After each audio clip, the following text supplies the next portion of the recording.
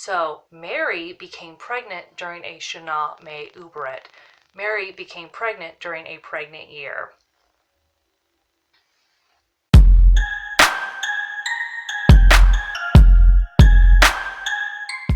Hey, it's Rachel. Today on Crack Your Bible, we are going to be talking about when was Jesus born. Now, I know that we are in our series about should women stay silent, and we will get to part 3, but so many of you have asked me to just put that on hold and talk about Christmas because that's soon approaching. So yes, I will do it for you. But again, before we even start, make sure you hit subscribe with the bell with the parentheses so that you get notified of a new gospel message, because of course Google and Satan, they don't want you to know the gospel, so just jump through their hoops, hit subscribe with the bell with the parentheses, and let's get started. Now, I don't celebrate Christmas, so it just kind of crept up on me like, oh, I haven't talked about Christmas and people want to know about that. And I haven't done a video about why I don't celebrate it, but it's the same lines as my Thanksgiving video and my Halloween video. We don't repurpose paganism to worship God. So God has given us the days that he wants us to celebrate. Christmas is not one of them. Even Jesus' birthday is not one of them, because it is very convoluted to try to figure it out. But that's what we are going to try to attempt today. And, well, there is a very popular theory stating that we can figure out when Jesus was born based off of when his uncle Zechariah served in the temple. Because Zechariah served in the temple, and then Gabriel came and said, hey, you're going to have a son. He was struck with being mute. The next week, after he's done serving, his wife Elizabeth gets pregnant, and then 6 months later, Mary becomes pregnant. And so there is a 6-month difference between John the Baptist and Jesus. So people will say, okay, well, Zechariah is from the division of Abijah, so he must have been serving during the 8th week. So let's count off one more week. That's when he goes home to Elizabeth. Now count off another 40 weeks. That's when John the Baptist is born. And add in another 26 weeks, and that's when Jesus is born. But I've done the calculations. I'm like racking my brain all night, wondering, okay, did I do something wrong? These numbers aren't matching up. And all of a sudden, Jesus is born in August, he's born in January, he's born all over the place when I try to figure it out based off of the calculations of the division of Abijah serving. And there's something that you guys need to understand, because a Jewish year is 51 weeks. And there are 24 divisions of priests, and each one serves for 1 week, and that is a Shabbat to Shabbat, and then they get to go home. And they do this 2 times a year. So they serve twice under their division head, and then there's another 3 times they serve during the year when all 24 divisions come to Jerusalem and they all serve together. So each division actually ends up serving 5 times. So I've calculated every possible date of when John the Baptist could have been conceived between 5 BC and 1 BC, using every single one of these dates that Zechariah would have been serving in the temple, and none of them are matching up. And I'm like, God, please just help me. I can't figure this out. Like, what is going on? It's like 3 in the morning. I'm so tired. My video is going to be up late. And it hit me. We can't use the date that Abijah's division was serving, because during the Babylonian exile, and because of the Maccabees, when they were ruling during the silent period, which is the hundreds of years between the Old and New Testament, there were no divisions serving. So once the divisions came back to worship in Herod's temple, those divisions were done away with. So we can't say that Zechariah was serving in the 8th week. So that completely changes everything. So once I got rid of that notion, I decided I had to do something different. And I thought that maybe I was wrong in my Rosh Hashanah video, that Jesus wasn't conceived in September, but I found out I was right. I was correct. So we have to base John's conception date based off of the signs that God puts in the sky. So that's what I did. And when I did that, everything just busted wide open. I was shocked. To figure out when John the Baptist was conceived, we need to see when was the constellation Virgo in the sky. Because if God put the constellations in the sky for our benefit to tell the story of his plan, then obviously the constellation Virgo means something. Something happened to Mary, the Virgin, during that time period. And we see that in the story of Noah. I'll put that video up here, and we also see it in my video about Noah's pregnant year, the Shana Me Uberet. It's a Jewish leap year, and it means a pregnant year. So I'll put those two videos up there.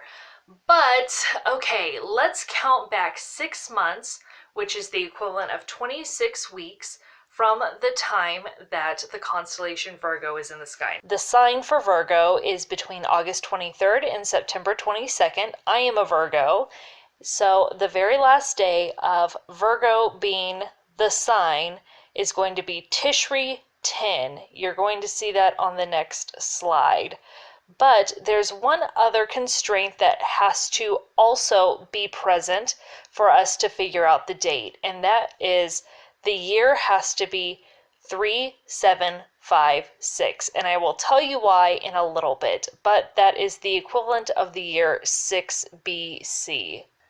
To figure out when Zechariah served, we need to figure out what is the last possible day for the constellation Virgo to be on the calendar, and that is going to be September 22nd, which is the equivalent of Tishri 10, because we know that Jesus was conceived under the sign of Virgo. So let's count up 26 weeks.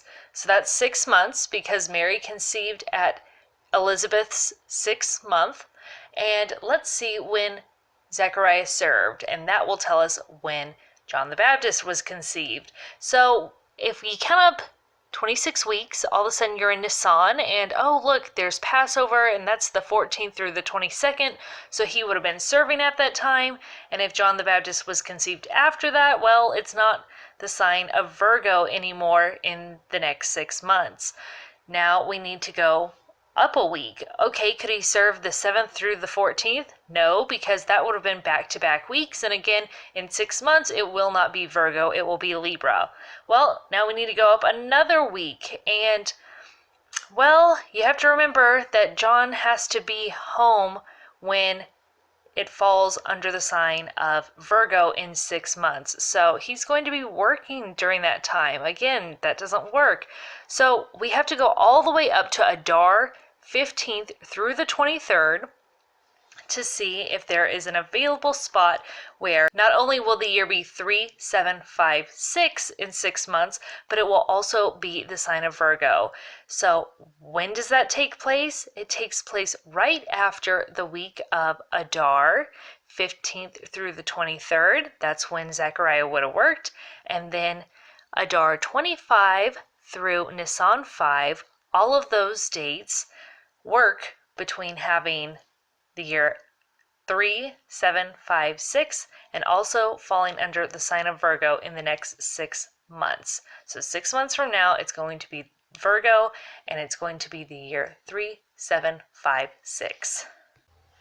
Now that we have a window of time for the possible dates that John could have been conceived, and it's a pretty small window, it's only 10 days, we can start counting off from the earliest date and then the latest possible date that he could be conceived. We'll count out 26 weeks, and that will tell us when Mary conceived, because we know Mary conceived in Elizabeth's 6th month. So the earliest that Jesus could have been conceived is 26 weeks after Adar 25. So from Adar 25 to Nisan 3, that's one total week. So it's a Monday to a Monday. So now Nisan 3, that's week 1. Now we're going to count down 26 weeks, and that will put us at Tishri 1. And Tishri 1 is a special day because that is when the year finally becomes 3756, because the year changes on Rosh Hashanah, which is the head of the year. So the earliest day that Jesus could have been conceived is Rosh Hashanah of 3756. Now, okay, what if John the Baptist was conceived a little later in that window of time where it fits both parameters? Well, the latest date that he could have been conceived is Nisan 5. 1 week later would have been Wednesday, Nisan 12. So that is going to be the very first week. So we're going to count down 26 weeks. So that brings us to Tishri 10, which is the equivalent of September 22nd, the last day that Virgo is in the sky. Well, what is special about Tishri 10 in this year? Well, that date is Yom Kippur, or Day of Atonement. So the earliest Jesus could have been conceived is Rosh Hashanah. The latest he could have been conceived is Yom Kippur. And if you notice, you'll see how Tishri 15th through the 22nd is yellow. That's because the week is Sukkot, which is the Feast of Tabernacles, and that signifies that God is dwelling with us. So possibly the first or second week of Mary's pregnancy, all of a sudden we're celebrating not only the head of the year and the Day of Atonement, but now we're celebrating that God is with us. And on Sukkot, people put up temporary dwellings because it reminds them that God is dwelling with us and that he's with us wherever we go, even in the desert like the Israelites lived in. And this is supposed to be a temporary dwelling place because we're looking forward to the city that we'll be living in when Jesus finally comes back, that permanent city that we've all been looking forward to, that we spoke about in the last video. I'll make sure to put a link up there about Abraham. So that is what's amazing. So Jesus is in Mary temporarily, and everybody is celebrating that God is with us. Isn't that amazing? When are you pregnant? Once you conceive, not once you give birth, it's once you conceive. So God is now dwelling with us. So I was actually correct in my Rosh Hashanah video. Jesus was conceived in September. But there's something else, because I was driving in the car today and I was like, I know gematria, which is the numbers that Jews assign a meaning to. And I know that, okay, if Jesus was conceived in 6 BC, well, 6 is the Jewish number of a man. And that's when Jesus became a man. God became flesh. But, that's Roman numbering. That's not necessarily Jewish numbering. So let me think this through some more. So I go to my calendar, and what is the Hebrew year that is the equivalent of 6 BC? Well, it's 3, 7, 5, 6. And you know what 3, 7, 5, 6 is? It's a Shana Me'uberet. It's one of these Jewish pregnant years. So Mary became pregnant during a Shana Me'uberet. Mary became pregnant during a pregnant year. Okay, well that's really interesting. And we know that 6 BC, 6 is the number of a man. But what does 3, 7, 5, 6 mean? 3 is the symbol of God. 7 is the symbol of God's completeness. 5 is the symbol of God's law. 6 is the symbol of man. God completed the law and man when Jesus became conceived. God completed the law. What did Jesus say he did? He came to complete the law. And what did he do? He redeemed man. Man has been completed. Yeah, 3, 7, 5, 6. My face about melted off. So we see that Jesus was conceived the week before Sukkot under the sign of the Virgin in the year 3756, which symbolizes God's completion of the law and man. Okay, so Herod was installed by the Romans in 39 BC, and the Magi supposedly came to him in 34 BC, so that gives us a year of 5 BC when the Magi came. If Jesus was born in June of 5 BC or 3756, we have another 40 days for Mary to be purified. She goes to the temple, she meets Anna. So now it's later in the year for 3756. Now Rosh Hashanah rolls around, and it is still the year 5 BC, and this is when the Magi come. It's 5 BC, Herod's 34th year, and Herod freaks out because there's going to be a new Jewish king, and he's been fighting off people so that he can get Octavius's love and support, basically, after his best buddy Mark Antony was defeated by Octavius.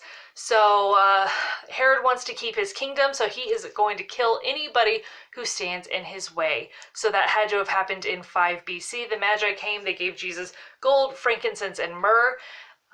Joseph is told in a dream to go to Egypt. They take all of that money and they go live in Egypt for years. And I know that it's years because in 4 BC, that is when Herod's sons begin reigning, even though their father is not dead yet. So when they are ruling in 1 AD, they backdate or antedate the beginning of their reign to 4 BC. So Herod was still calling the shots in 5 BC. His sons were really calling the shots in 4 BC, but Herod wasn't dead yet. So when Herod finally died, that's when Jesus came back from Egypt to fulfill another prophecy. But all signs point to Jesus being conceived in 6 BC and being born in 5 BC, and that all takes place during the Jewish year of 3756, which is a Shana Me'uberet, which is a pregnant year. So Jesus was conceived and carried during a pregnant year while Mary was pregnant. He was conceived under the sign of Virgo. The very first week of his conception, that first full week of pregnancy, was the week of Sukkot, which is tabernacles. God is dwelling with us in a temporary dwelling place. Pregnancy is temporary. Being a person is temporary because we are spiritual beings. We know that God will have his reign and rule forever, the city that we're looking forward to in the future, where it's a permanent thing. So we see the symbolism here, 3756, God completing the law in man. So again, everything points to Jesus being conceived the week before Sukkot of 3756. So that's all that I wanted to share with you. I know that there's so many different ideas about when he was born, when he was conceived, but when I did all of the calculations, nothing matched up except for this. So I'm gonna run with it, and I hope that inspired you, because I've never ever heard anybody talk about those two things, the constellation and the Shana Me'uberet, during this time. So again, I wanted to share that with you. I hope you enjoy that, and I would love it if you would like, subscribe, and share, and I'll talk to you later. Bye.